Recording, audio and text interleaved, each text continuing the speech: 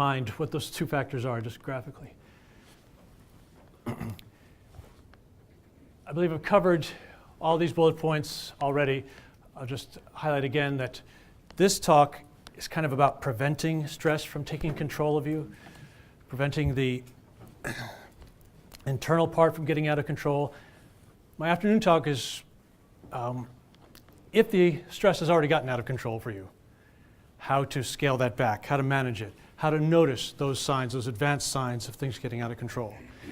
And this might be a good time to walk you through the handouts that I've got, all those ones on the left side. I'm going to skim most of them, but just highlight a couple of things. In the very first handout, Managing Farm Business and Family Stress, I want to highlight just 2 bullet points on the right column in the middle. Stress management strategy is one of my favorites, maybe because it worked for me personally. The one that says trying to solve too many problems at once. One of my favorite strategies is do one thing at a time. For me, this was at a time when I was running 4 different business. I had 4 different jobs simultaneously, and 3 of them were out of the home, and I had young kids.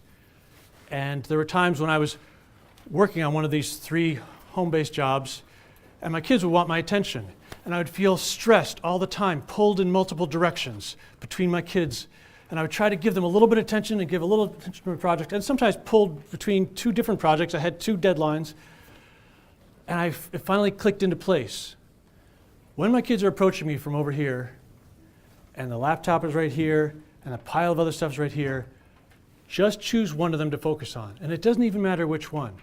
Either close the laptop and give my full attention to my kids, or tell my kids, I cannot deal with that now or play with you right now. I need to finish at least this paragraph or at least this part of the project, and then I will pay attention to you. And that, focusing on one thing at a time, really worked for me. I was still doing the same amount of work and playing with my kids, but fully embracing each one of them. So that's one strategy I wanted to highlight. The bullet point right under that is actually 2 different points. Blaming others. Now, Roy will have a talk that's after mine later in the day in one of those 2 sections on interpersonal stuff, and blame is one of those painful things we can do to make the whole family worse. I'll have a slide on that toward the end of my talk this morning. And then recognizing the degree of control we have. Another thing that comes up in both my parenting workshops and my suicide prevention workshops is sometimes we give ourselves frustration by wishing we had more control than we actually do. And letting go of that control, especially we don't control other people as much as we wish we could, whether those people are family members or politicians. We can get ourselves agitated by wishing we had more control. Focusing on the things we do have control over is one of those general strategies.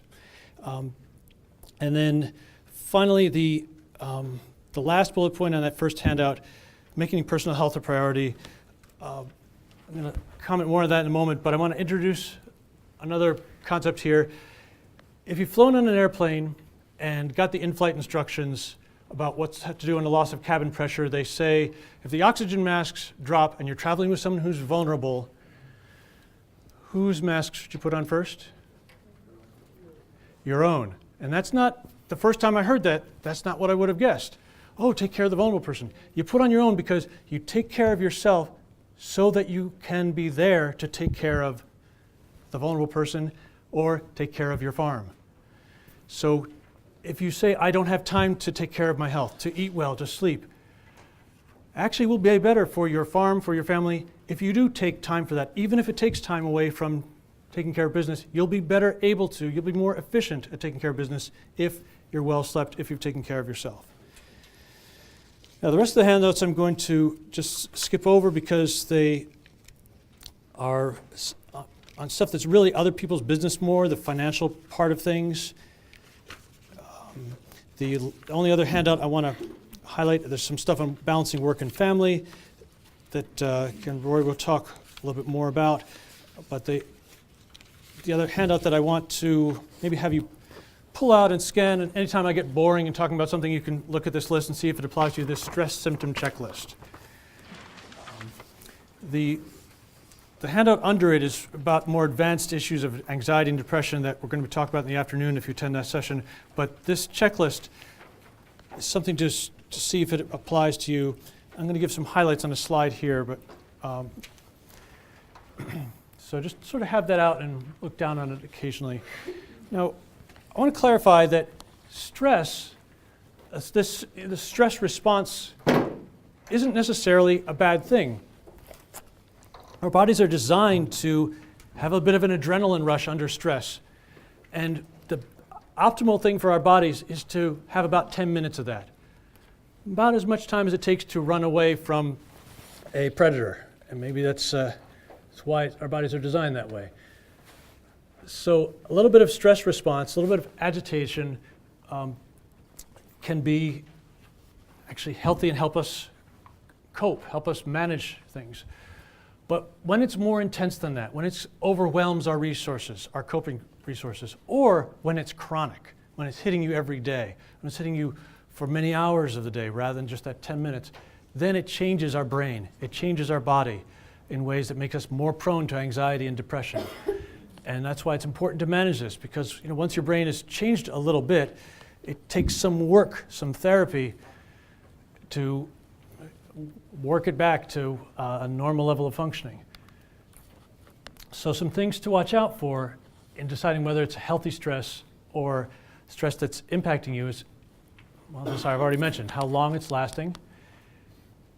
Is your response to the stress, whether it's anger, anxiety, depression, substance abuse, is it getting more intense, more frequent? Are you needing more drinks to get the stress off your mind?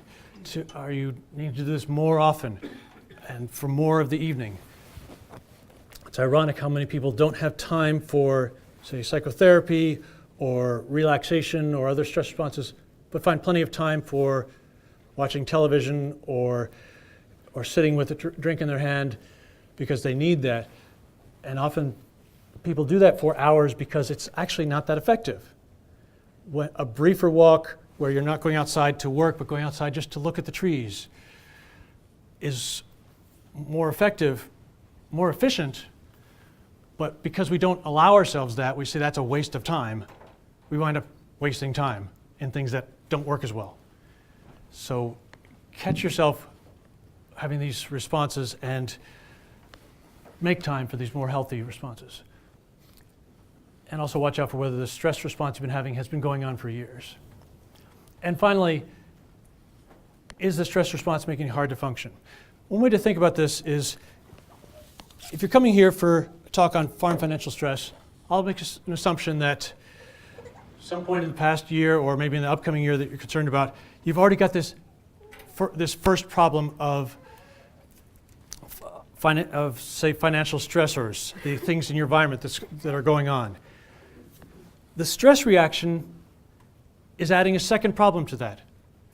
Now, not only do you have this external stress problem, but you might have these, say, thoughts, I'm a failure, I'm doomed, rather than think this is a hard problem that I need to work on. You may have physical signs of stress, sleep deprivation, poor diet, not drinking, things that are affecting your body and making it less able to handle stress. You may have emotional and behavioral issues, anger, panic, depression. And this last bullet point is about, if you don't manage that second problem, then you have a third problem of those stress responses making it harder to get your work done, making it hard to address problem number one, the financial stress.